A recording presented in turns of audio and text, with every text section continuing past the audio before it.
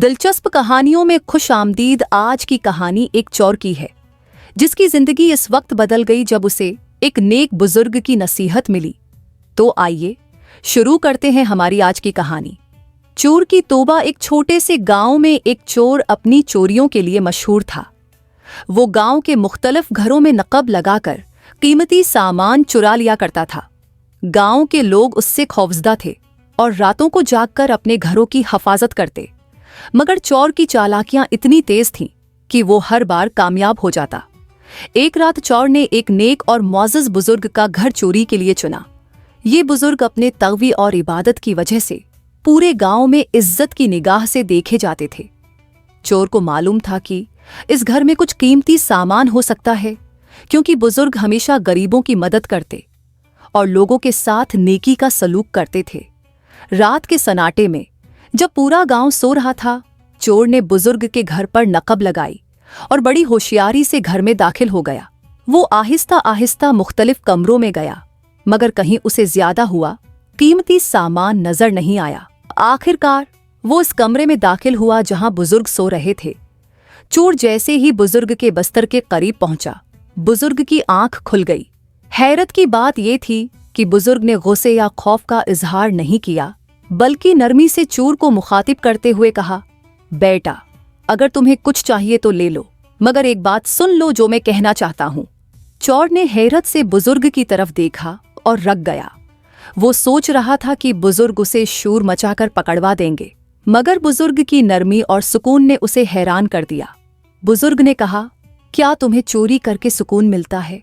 क्या तुम्हें वो खुशी हासिल होती है जिसकी तुम तलाश में हो?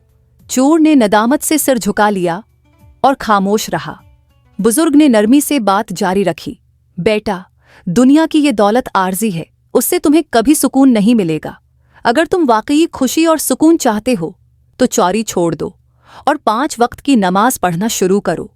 अल्लाह तुम्हें ऐसी दौलत देगा जो कभी खत्म नहीं होगी। ये अल्फाज चोर के दिल में उतर गए। उसकी आंखों में आंसू आ गए और उसने फौरन बुजुर्ग के कदमों में गिरकर मुआफ़ी मांगी।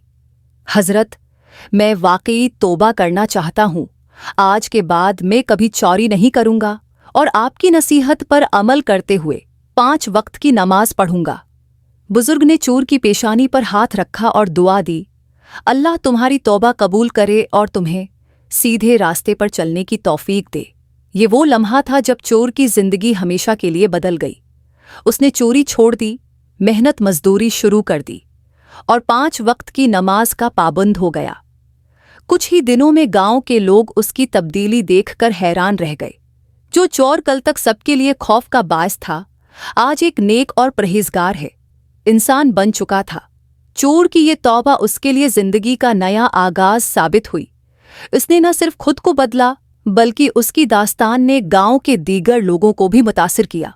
लोग उसकी कहानी सुनकर अपनी जिंदगियों को बेहतर बनाने की कोशिश करने लगे।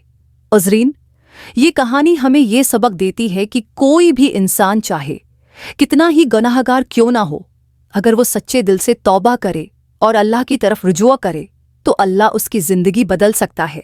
दुनिया की दौलत आर्जी है, लेकिन अल्लाह का रास्ता है और उसकी रिज़ा हमेशा की कामयाबी है।